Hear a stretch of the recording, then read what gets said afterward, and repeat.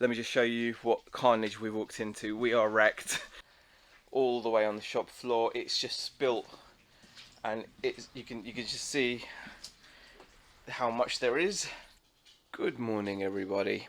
It is a lovely start to Monday morning. It's about 8:40, so approaching 9 o'clock. And as you can see, I am doing a little bit of work. I'm stripping down this computer. This was Rebecca's computer for all of one day, and unfortunately the motherboard has developed a known fault where it won't output or send any picture to the graphics card, which is working. I've tested it in another computer. So what's going to happen is, I got this for free basically.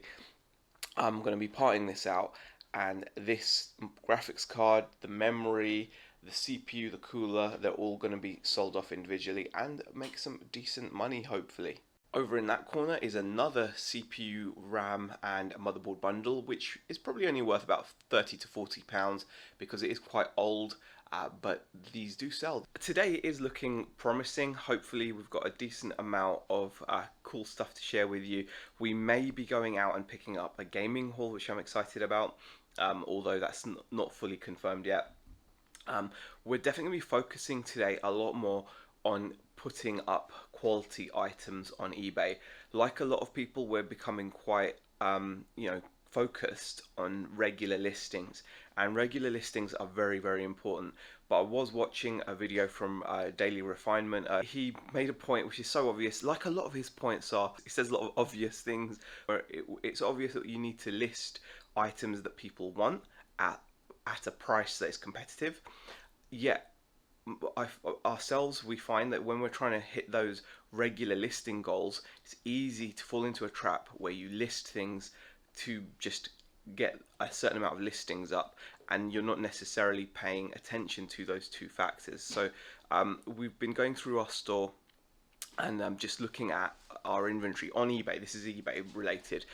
We sometimes have, when we're talking about listings, etc., we are sometimes obviously focused on, we sometimes buy things to sell in the shop, sometimes to sell on our website, sometimes to sell at markets, etc., and it's all different.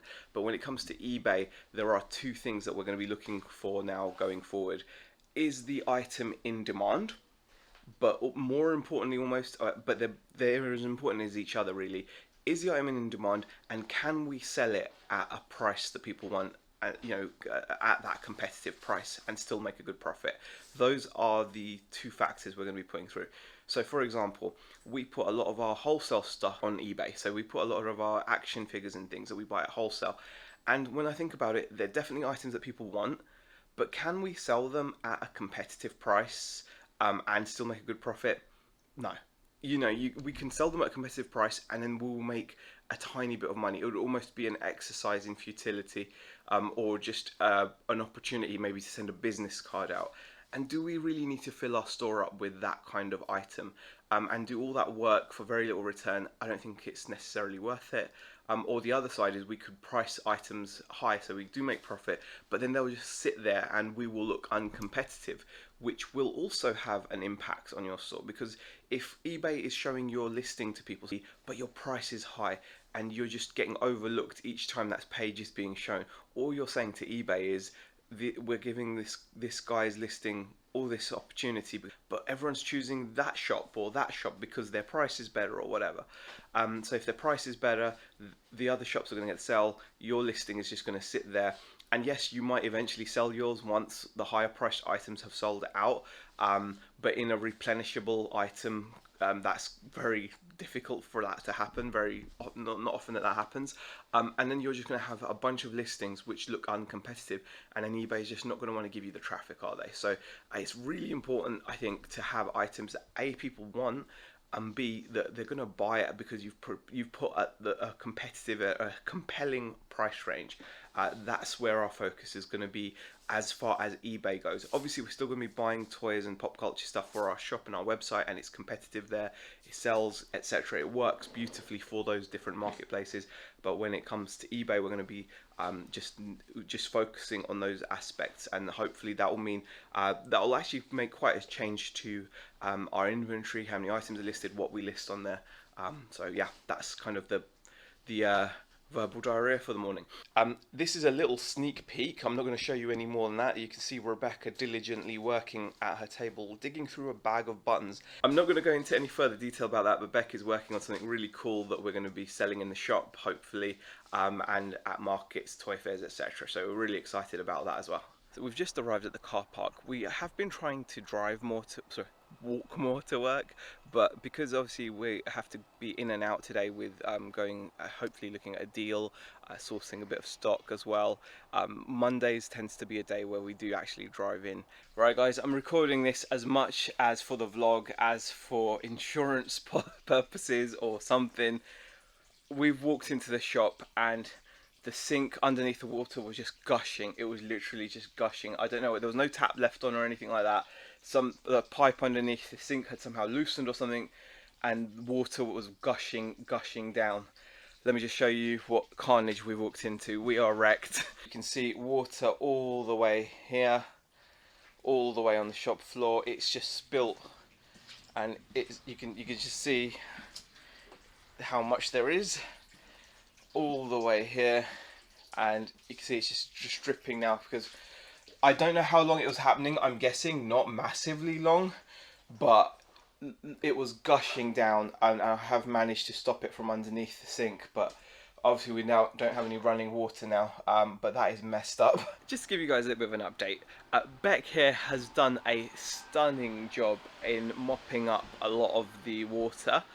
We are obviously still waiting to hear from the landlord so that we can actually get a plumber to look at the problem, but we've done a really good job in drying it up.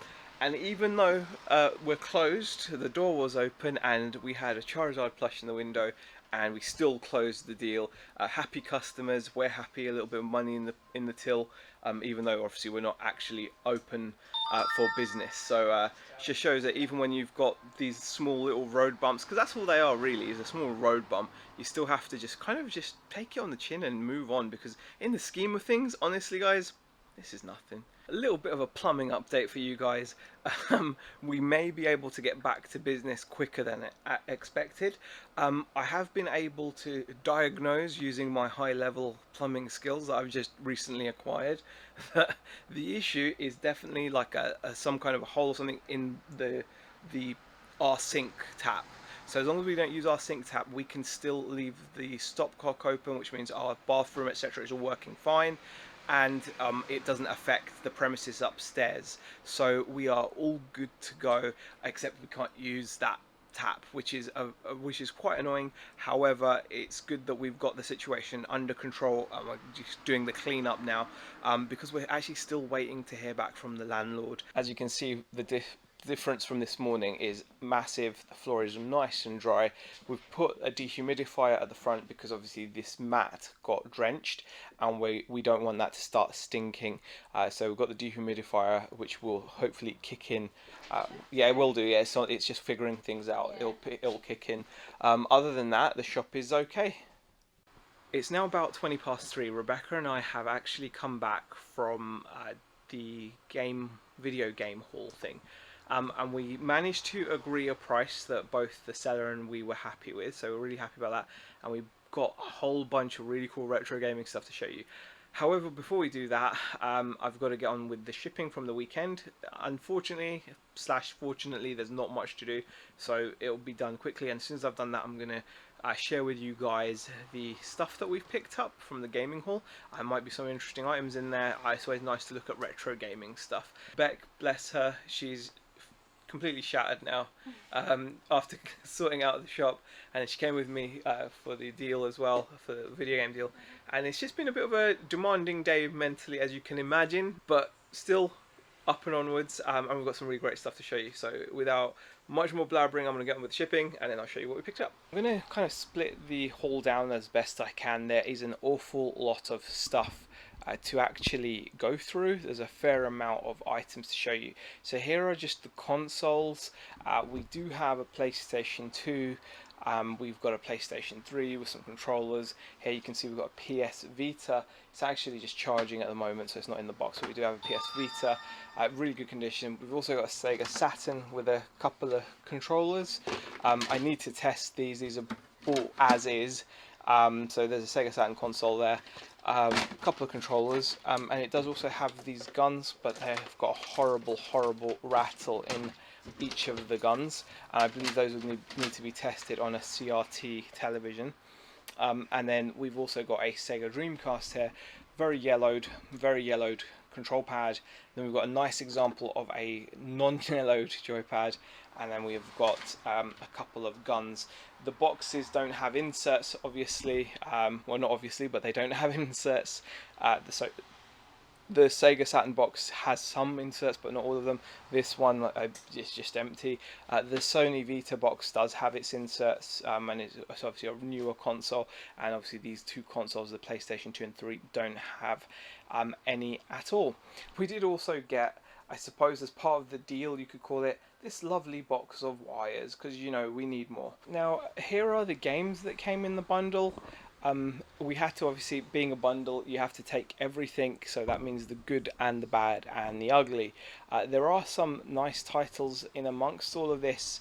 I did go through this and I was like, well, these games are more fodder and these ones are worth more, things like that. So I did go through them all at the time to get a better idea. Most of them are just going to be like fodder titles, as you would expect from any game bundle. I think there's very few game bundles out there where they're all comprised of just in-demand rare games. Some of these may be rare, may be in demand but not valuable, so those will still sell. So if they sell regularly, but they're only like a 5 or a 10, that we may still sell those. But I think really we're going to be looking to just sell the rarer titles, the higher end titles, and then just the rest of them we'll just get rid of as quickly as we can. So this lot here is almost just like a dead pile because it's PC games. I don't think most of these newer games have got a lot of value, especially if they are linked to services like Steam, etc. So unless there's value in some of these actual people wanting just a physical copy of the game, we'll obviously check them, but I don't think there's going to be anything in that lot there that's special. PS1 games, Medal of Honor is like a £10 game. You've got Final Fantasy VII there as well. You've got Tenchu, which is also probably around that. Final Fantasy VIII, another big hitter, I suppose. Well, not hugely, but there you go. Metal Gear Solid, Dino Crisis, Worms Armageddon, Command and Conquer, MTV Sports Snowboarding, and a damaged Colin McRae Rally. Most of these PS2 games, there's nothing really special of note, apart from obviously Silent Hill. Then Xbox 360 games, I don't know much about them. There is a John Woo Stranglehold Steelbook, but I don't think that's worth anything. A Sonic Unleashed, I don't know if that's worth anything. I'll have to check those out. But then we've got a nice little pile here of Vita games. I believe this Metal Gear Solid HD collection is okay. The rest of them are kind of like regular games, nothing spectacular. I think like the Metal Gear is definitely the game in that pile. Little pile of Dreamcast. Unfortunately, nothing huge here either. Quake 3 Arena is an under £10 game. Soldier of Fortune is probably about a £12 to £13 game. House of the Dead 2 can get about 15, but and Virtua Fighter is like a £5, so that's what that is. And Jet Set Radio came with it, so nothing special on the Dreamcast pile. PS3 pile here. Again, I have to go through this. I can't see there being anything especially magic in that lot. You've got a few Rockstar titles, some fast selling games I'm sure, but just mostly fodder. Sega Saturn, again same story, mostly kind of fodder. There are a couple of titles which are worth looking out for. So we have got Winter Heat and we have got Sonic Jam. The rest are okay, nothing special there. I mean, we've got, Manx TT, NHL 97, Daytona, Sega Rally, obviously every console had that with it pretty much. Tunnel B1, Virtual Copy is pretty damaged. Then we've got some big box PC games, Rainbow Six, again not worth a lot. Spec Ops, not worth a lot. Broken Sword, haven't checked that out. Resident Evil, that's a good game that could get between 60 to 100 potentially, but again it all depends on condition. If it's all complete, it looks okay, but we'll have to check. Real shame about Carmageddon, it's missing its actual box cover. It does have some of the other bits, and I think there's something up with the jewel case because it doesn't close properly, so it's a shame about that, but that is otherwise it would have been more of a valuable game, ranging in price. But still, overall pleased with that lot there. So a whole lot of games to go through. Some more valuable than others, obviously. Most of them are just going to be fodder, but still pretty pleased with that when combined with the consoles. It is now closing time. Beck and I are shattered today. It's been a hell of a day. A bit of a mentally draining we day. did actually have an okay day in the shop. We had some customers coming in. We're now getting the after school thing, which I remember now. So when school finishes around 3ish, we get a little flurry of people either treating their kids with some Pokemon cards, or school kids themselves popping in, spending pocket money or whatever, and that was nice. But yeah, it's been a rough one today. We are still staying positive. A lot of work to do. In terms of our actual working, it's been pathetic. We've done 0 as of now, as of this time of filming this. We've not done any listings, so no work has been done. Sourcing has been done, that's great. We've sorted the shop floor out, that's great. We still haven't heard from our landlord yet, so the plumbing situation is in limbo. We're still without taps on our kitchen sink, but thankfully the loo is working fine, so that's good. And from what we can tell, upstairs is okay too. So that's a good sign that's okay, but it's not okay that we've not heard from the landlord. Maybe that's him, who knows. So we need to get that. We need to sort something out about that. I am going to attempt to get some work done. I refuse to let it go like this. It's not right. We've worked too hard for it to not be productive. We do have some stuff to kind of to list. I think I've got some photos, but we are being extra hard on ourselves because we're not going to just list things for the sake of listing them. We are going forward, especially on eBay. The shop and the website, as I keep saying, is a different story, but definitely when it comes to eBay, it's going to have to be, good items at a good price. So we'll see how we go on with that. If I don't add to this is going to be the end of the video. Hope you enjoyed it. If you didn't, tough shit. If you did, that's good too.